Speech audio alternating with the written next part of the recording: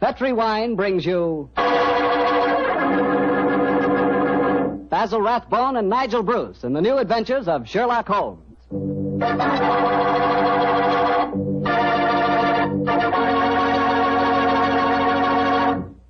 The Petri family, the family that took time to bring you good wine, invite you to listen to Dr. Watson tell us another of his fascinating stories about his old friend, that master detective, Sherlock Holmes.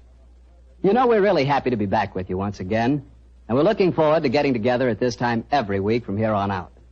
And I hope you won't mind if every once in a while I sort of get a word in edgewise about Petri wines. You know, and I really mean this, Petri wines are wonderful wines. For instance, right now, I wish I could give you a glass of Petri California port. You could hold that Petri port up to the light and look at its clear, deep red color. You could smell that luscious grape aroma. And best of all, you could taste that Petri port. What a flavor. That Petri port just sort of rolls around on your tongue, and oh boy, is that ever good. Try Petri port after dinner some evening, or try it when some friends drop in. You can serve it proudly because, after all, the name Petri is the proudest name in the history of American wines.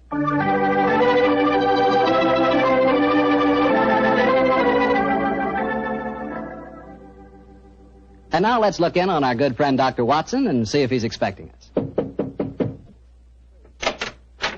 Come in, Mr. Bartell. You're just the man I've been expecting. How are you, Dr. Watson? It's good to see you again. Thank you, my boy. It's very nice to see you again, too. I've missed our Monday night visits during the last 3 months. Sit yourself down. Would you care to join me in a glass of port? Well, thanks, Doctor. That'd be nice. You know, it seems to me after our summer vacation, a toast to the great Sherlock Holmes would be in order. That's an excellent idea. Here you are, young Fomalette. Thanks. You propose the toast, Doctor. To Sherlock Holmes, master detective and loyal friend, whose adventures have brought considerable, shall we say, fame to a certain retired doctor now living in Northern California. I'll drink to that. Well, now, suppose I might as well get on with tonight's story. Which particular adventure have you selected, Doctor? One that I call the Limping Ghost. Sounds exciting. And, as usual, you find me saying, how did it begin? In Baker Street on a windy December evening at the turn of the century. A young, white-faced boy sat in front of our blazing fire. And as he told us his strange story, the flickering firelight danced weird patterns on the walls. The young man was Alexander McMorris, the 7th Earl of Lochnair. The Earl of Lochnair? Say, didn't I read in the papers the other day that the 8th Earl of Lochnair had been killed in an airplane accident? Quite right, my boy. Even in this day and age, the tragic history of violent death seems to dog the footsteps of the Lochnair family. But to return to my story. On that December night in 1900, we heard the whole history of the Limping Ghost of Lochnair. The first Earl had lost a foot at the Battle of Flodden Field in 1513. In spite of this terrible handicap, he fought on valiantly until he died on the battlefield from loss of blood. From then on, right until the time this story begins, the Limping Ghost, clad in a suit of armor, always appeared at Lochnair Castle before and after the death of the current Earl. Yes, Mr. Bartell, it was a strange story that Sherlock Holmes and I listened to that night. A story of death and horror over the centuries, punctuated by the limping clank of ghostly armor.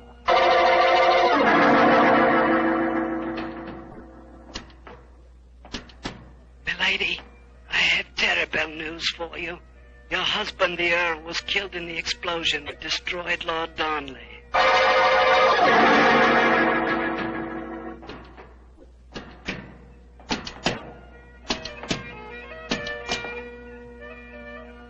Milady, the Guy Fawkes plan to blow up the Houses of Parliament has failed. Your husband is in the Tower of London. They say he's to be hanged, drawn, and quartered.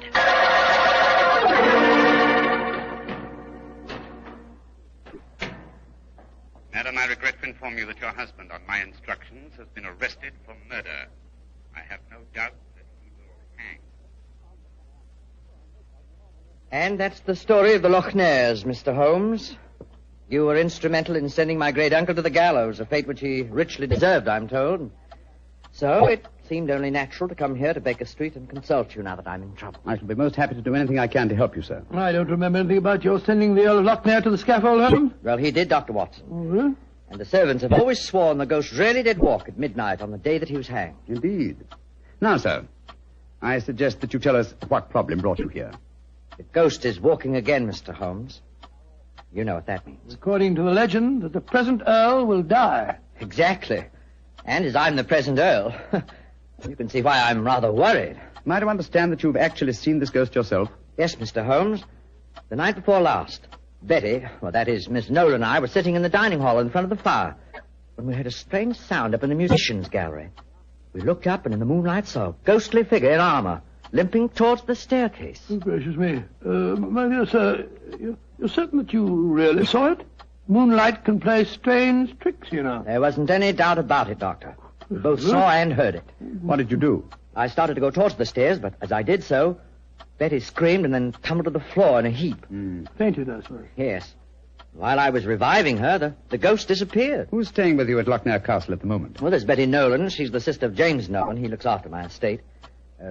Betty and I are engaged to be married. Oh, congratulations, sir. Thank you. Yes, indeed. Anyone else staying with you? Yes, a distant cousin of mine, Jeremy K. McMorris, an American.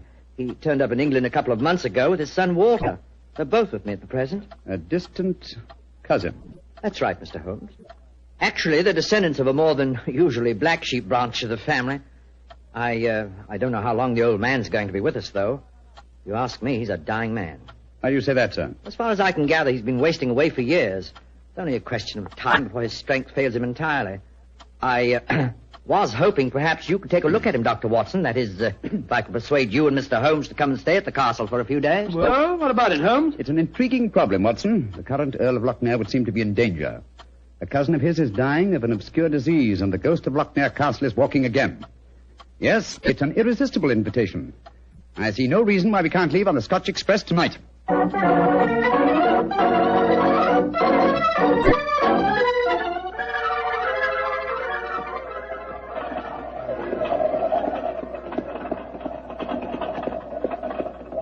It's been quite a heavy fall of snow here in your absence, young man. Quite so, and judging from the color of the sky, there's more to come. Very angry looking. Oh, now, as we round this bend, you'll be able to see the castle. Ah, yes.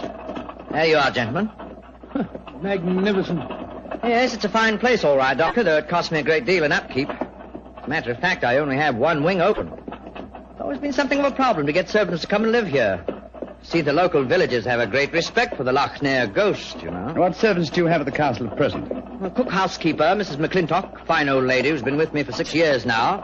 And then there's old Tammas. He served my family for as long as I can remember. Well, as a matter of fact, there he is now. Hello, Tammas. I'm glad to see you back, my lord, and that's a fact. Oh, thank you, Tammas. Oh, these gentlemen are Mr. Sherlock Holmes, Dr. Watson. Good day to you, gentlemen. How'd you Good do? day, Thomas. Good day. Before I take the trap round to the stables, I may as well break the news to you. Yes, what's happened, Tammas? It's your cousin, my lord. Poor old Mr. McMorris. He's dead. What? Died early this morning. God rest his soul. Dead. I'm very sorry that I arrived too late to be of any help. Well, thank you for telling me, Tammas. Oh, you may take the trap round now. Aye, sir. I'll bring the baggage only. So he's dead. Well, I can't say it's unexpected, but it is a shock nevertheless. I'm sure that it must be, particularly as you yourself told us you saw the ghost of Lochnair the night before last. In which case... In which case, Watson, I think we may reasonably expect another visitation. Perhaps before the night is over. Shall we go in?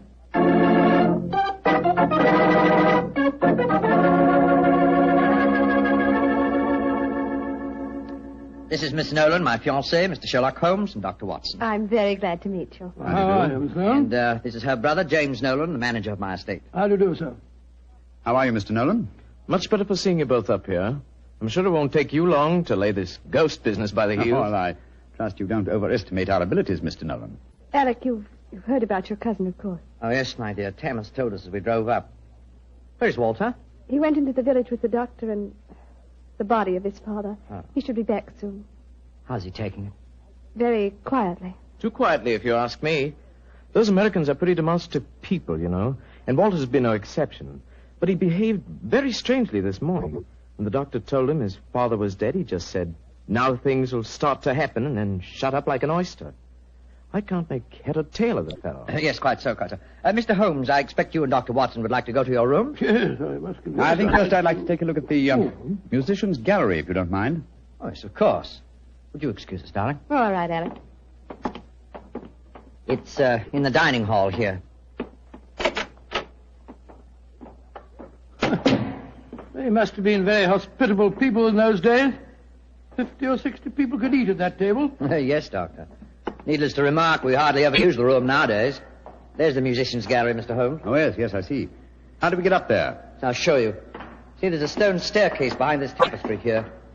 Follow me. Watch your step. It's quite narrow, rather dark. Watch your head, Watson, old chap. Oh, don't worry about me, Holmes. I'm perfect. Oh, I say. Must have built these stairs for pygmies.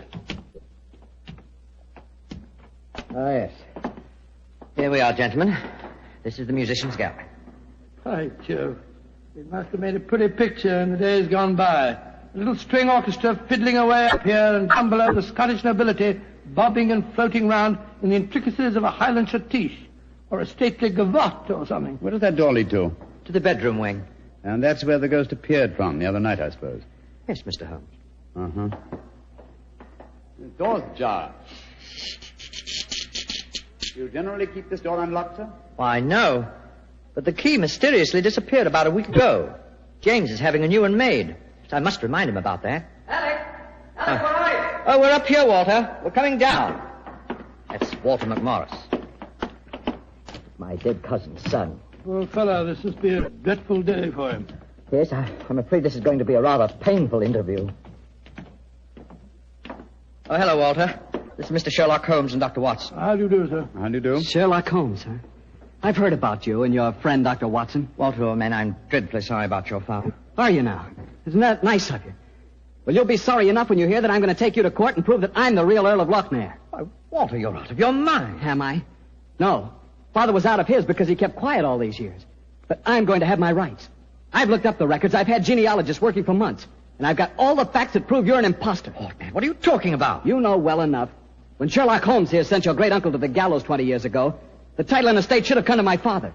When I leave here tomorrow, I'm going straight to the finest lawyer in London. Man, if you believe this, why have you said nothing about it till now? Because I'm smart. I found out a thing or two since I've been staying here. And one of the things I found out is that your precious fiancée and her brother wouldn't look twice at you if it weren't for your money and the title. Shut up. You'll find out. She's a smart little filly, and she knows what kind of a track she's running on. You got it! My compliments, sir. A very professional uppercut. Yes, and a very well-deserved one. Offensive scoundrel. Sorry about this.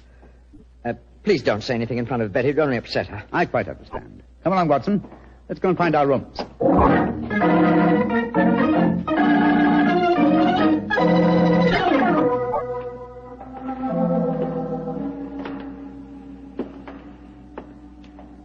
Holmes, it's nearly dinner time.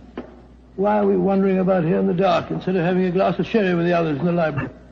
I'm a conscientious practitioner, Watson. I like to earn my fees. It occurred to me that a further examination of this dining hall might prove profitable. Well, personally, Holmes, I think you're wasting your time on this case. What makes you think that, old chap? It's perfectly obvious that young American fellow was impersonating the ghost a few nights ago. He knew his father was going to die, and he wanted to build up the legend so as to make his own claim seem more believable. Well, that's very sound reasoning, Watson.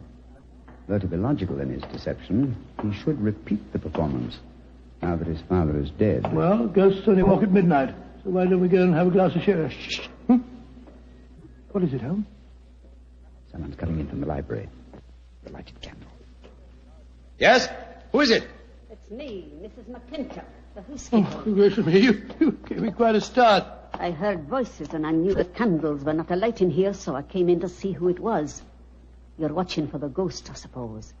Well, you'll no be disappointed, gentlemen, though you may see more than you bargained for. Those that meddle with ghostly things they dinna comprehend are playing with something much more dangerous than fire. Fire burns. But the shades on dead people... Holmes! Look up there, the gallery. The door's opening.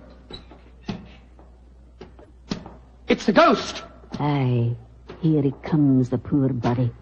See the armor on him, and the way he's dragging one leg behind him. Yes, it's really quite an effective impersonation. And the twilight provides most appropriate lighting for his play acting, too. You mean it's the young American? Of course, obviously. Look behind him. There's another figure. Yes. Dressed in the same kind of armor and carrying a sword. Game's afoot, Watson. The ghost has seen him. He's turning. The second figure's raising his sword. Look out!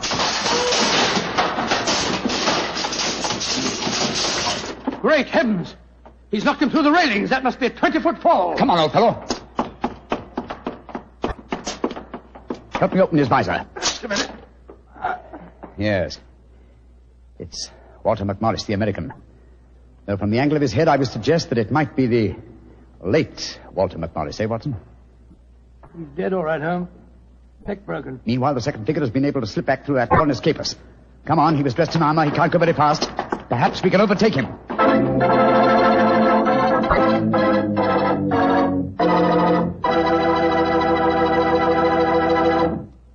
Dr. Watson's story will continue in just a few seconds, which is all the time I need to tell you about Petri California Muscatel. Ever try Petri Muscatel? It's a wine that looks like sheer gold, and it's made from big, plump, juicy Muscat grapes. Boy, pop one of those Muscat grapes into your mouth, and you know you've got something delicious. You know that. And you get the same flavor in Petri Muscatel. It's a perfect wine to serve a lady. Women love it. And that best time to serve it is after dinner or on a Sunday afternoon, you know, times like that. But just make sure it's Petri Muscatel, because that's the way to make sure it's going to be good. Remember, Petri.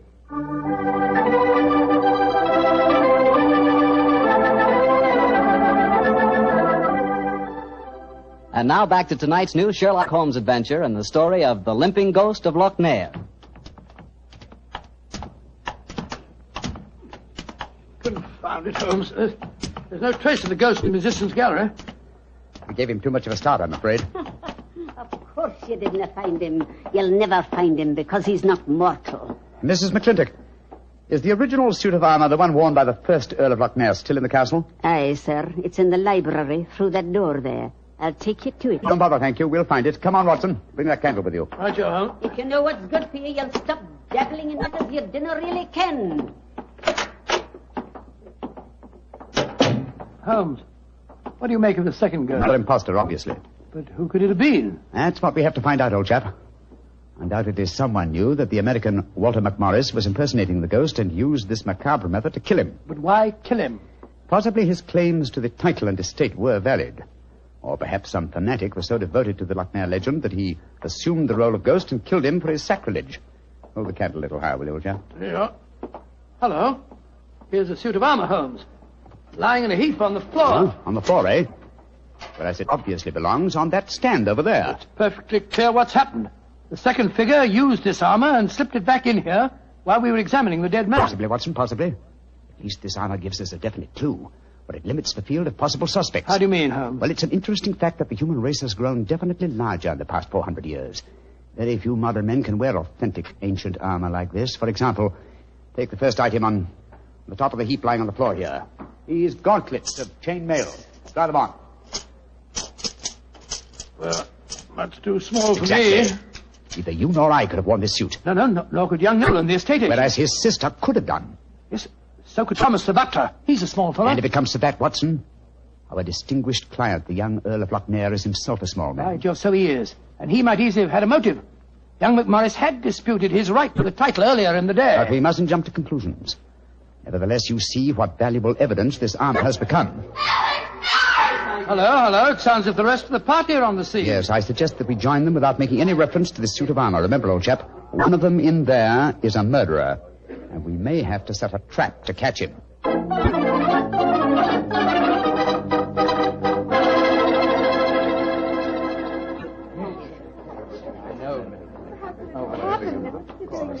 Are you sure he's dead, Dr. Watson? There's no doubt about it.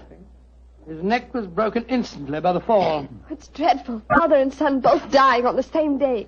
And you said the real ghost came up behind him, Mr. Holmes, and struck him so they crashed through the railing up there. I said another figure dressed in armor killed him, Mr. Nolan. 'Twas a real ghost. I saw him with my own two eyes. He killed that man for trying to bring shame on the name of Loch Ness. Shouldn't we get into touch with the police? How can I get a message to them tonight? Have you looked outside? We're almost completely snowed in. Snowed in. Oh, Alec, I'm frightened. Hush, darling. There's nothing to be afraid of anymore.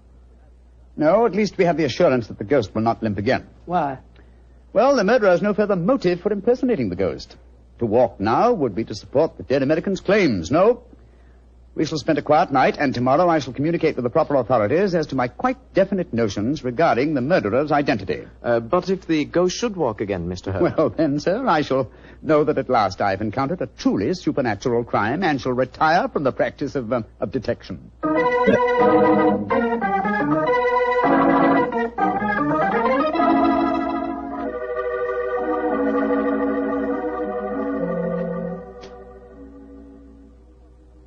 It's nearly 2 o'clock. You still over there by the window, puffing away that pipe of yours? You know, I can't help feeling that young McMorris knows a great deal more than he told us. A great deal more. There's a shifty look about him I don't like. Never did trust a fellow who could look you squarely in the eyes. Don't you feel the same way, Holmes? Holmes? Holmes, where are you? Holmes! Shh. Quiet, Watson. Where have you been? I thought you were over there by the window. Been talking to myself. Never mind that, old chap. Get yourself on in a dressing gown. We're on the last lap of this strange, eventful tragedy. Oh, thank the Lord for that. Perhaps I can get some sleep. Holmes, where have you been? I went to the musicians' gallery and baited the trap. Now it's ready to spring. Don't dawdle, Watson. Come on. I'm not dawdling. What do you mean you baited a trap? You'll see for yourself in a few moments. As a matter of fact, I really baited it when I said downstairs that if the real ghost should walk again, I would retire from the practice of detection. I didn't understand your saying that myself. Well, I was tempting the murderer to show his hand once more. Come on, please. Where are we going? To wait behind the curtain at the foot of the stairs leading to the musicians' gallery. And I hope we don't have to wait very long.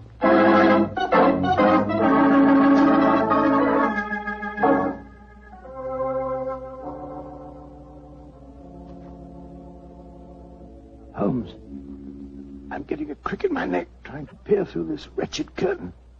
How much longer do we have to wait? Until our murderer arrives.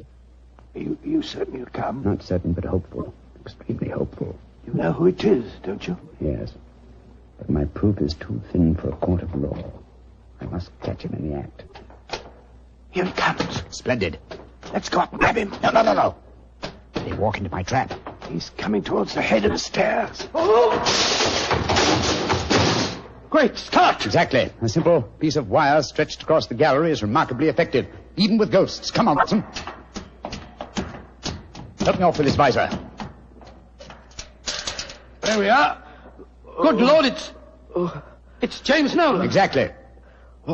What happened? You walked into a simple trap, my friend.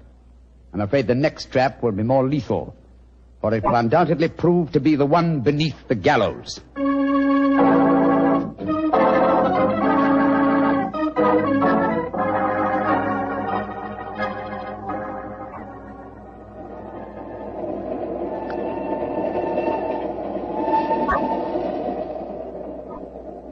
Now that we're headed back for London, Holmes, perhaps you'll settle 1 or 2 points in the case that are bothering me quite a bit. Oh, with pleasure, my dear chap. What are they? I still don't see what Nolan's motive was in murdering the American. Oh, that should be obvious.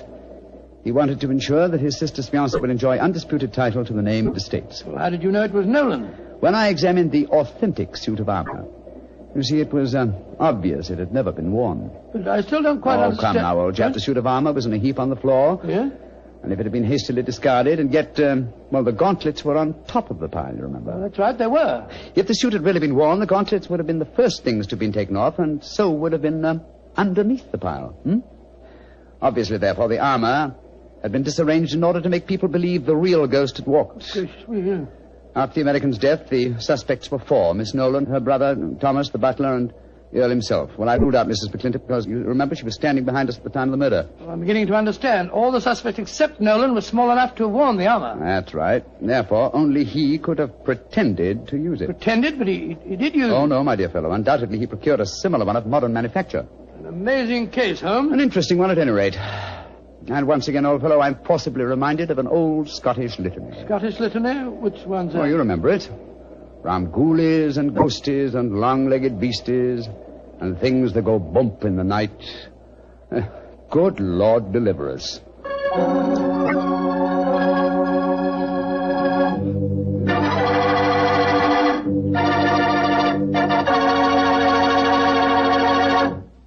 Well, Doctor, that was really a swell story. You know, for a while there, I was beginning to believe in ghosts. Well, I'm ashamed to admit it, but at the time, so was I. You know, this sounds silly, but I bet it would be fun to be one of those legendary English ghosts. You know, go around sticking your nose into everybody's business and playing practical jokes like mad and nobody able to figure out who did it. That would really be fun in a way. Well, you can go around scaring people all you want to, but not for me. I think a ghost leads a terrible life herself. For instance, a ghost can't have the pleasure of eating a nice, juicy steak. Yeah, or drinking a glass of really good wine. Ah, now you're talking, young fellow, my lad. Petri wine. You're still talking, young fellow. You see, when I say good wine, I always mean Petri wine because you can depend on Petri. I know. Why, the Petri family has been making wine for generations, handing on down from father to son, all their skill and knowledge and experience. When you realize they started the Petri business way back in the 1800s, well, common sense tells you the Petri family knows practically all there is to know about the fine art of turning luscious grapes into clear, fragrant wine. Yep, whether you're looking for a swell wine to serve before dinner or with dinner or after dinner, for any occasion, you just can't go wrong with a Petri wine because Petri took time to bring you good wine. Now, Doctor, what story are you going to tell us next week? Well, now, next week, Mr. Bartell, I'm going to tell you a strange adventure that Holmes and I had in the English countryside. It concerns the apparent madness of a certain Colonel Warburton and the puzzling mystery of 2 dead dogs.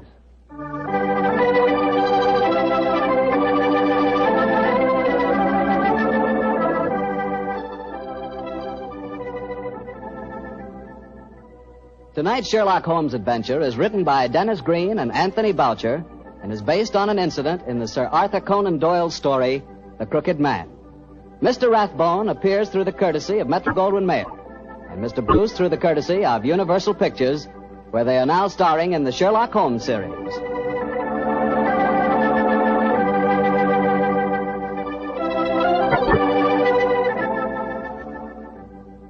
The Petri Wine Company of San Francisco, California, invites you to tune in again next week, same time, same station. Oh, the Petri family took the time to bring you such good wine. So when you eat and when you cook, remember Petri wine. To make good food taste better, remember... Petri.